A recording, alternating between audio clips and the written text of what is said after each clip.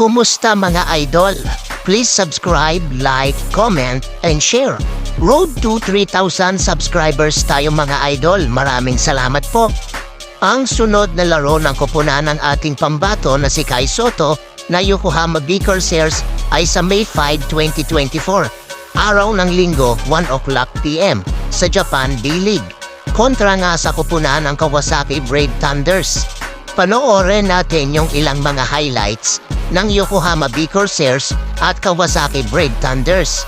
Nung huli nila ang pagtatapat na kung saan nga ay nanalo ang koponan ng ating pambato na si Kai Sotto na Yokohama Vicorsairs sa score na 84-73. Gumawa ang ating pambato na si Kai Sotto ng 21 points na may kasama pang 12 rebounds or assist at 1 steal. Double-double ang ating pambato na si Kai Sotto. Napakaganda ng nilaro at ipinakita ni Kai Sotto sa laban na ito. Napaka-dominante ng laro ng ating pambato. Dito nagsimula yung magandang connection ni Yuki Kawamura at ng ating pambato na si Kai Sotto.